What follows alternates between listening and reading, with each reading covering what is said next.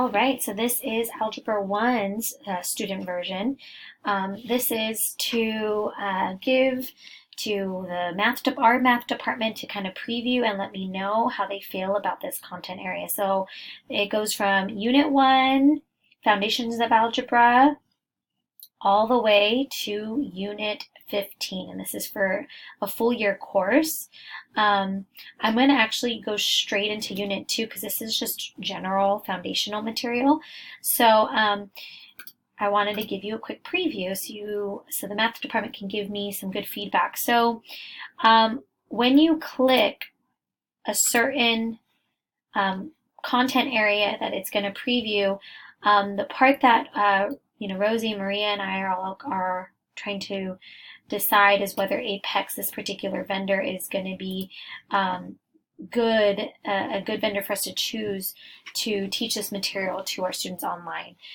So obviously, I'm thinking of students that may not even read this, that they might just want to skip and go to the actual work. So they start the studying process. This is what this looks like. The part that is very similar to English 1 is that they are requiring students to complete questions on a study guide as they work, reviewing your notes before quizzes. This is the study guide. And it's not something that can be submitted through Apex. This is actually something that these students would have to print and follow along while they are completing kind of like studying through, learning new material. And the one feature I do want to show you as the math department is these students can actually translate this worksheet. I know in the past you guys have shared that some international students know the math, but they have a difficulty with the language. If this doesn't bother you, we would love to know that. For English, it definitely bothers us that feature is on there, but it actually may serve math well. So they're required to print this out. They would also be required to print out the mathematical practice portion. But the scary part of the fact that they are being asked, not required to do this, is the fact that they don't have to, it doesn't look like they'll be submitting this. It's almost like, oh, feel free to do these, to print these worksheets to practice, but are our students actually going to do that? So they'll be working through this. There are some within the actual website where they're going to be practicing, like for example here, I'm just going to put a random choice. They have to practice, and then I'm assuming if I clicked the wrong choice, it would have given me feedback.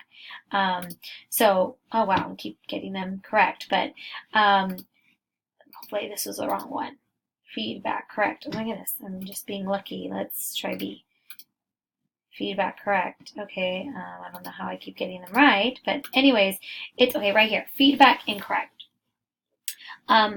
This is obviously just practice, so they're supposed to be doing the work and then picking, but I don't know if you can tell, like, it's kind of startling that I could pick anything and then get the right answer just to push through. Like, am I actually learning? So that's the part that, as a math department, I would love to get your feedback. Obviously, there will be students that I would hope would actually do the work to really learn, because at the end of the day, there is a quiz, they will have to take a quiz in that unit. So they're studying, so it's better for them to actually practice, because when they actually go to the quiz that they'll be taking within this website, they will have to be able to know how to do the work.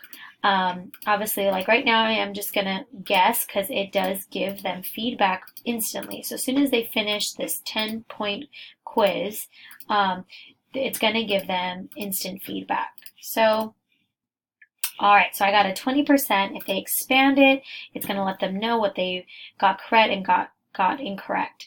Something that I mentioned in the English 9 or English 1 YouTube video is the fear of students cheating, coming together and doing quizzes together and finding out what are the right answers, and then just, changing their answers after seeing what their peers got. So that's something that I'm going to ask Apex to see if there's different ways to get different quizzes so that it minimizes students from cheating. Pretty much that's the gist of what this online Algebra 1 course offers.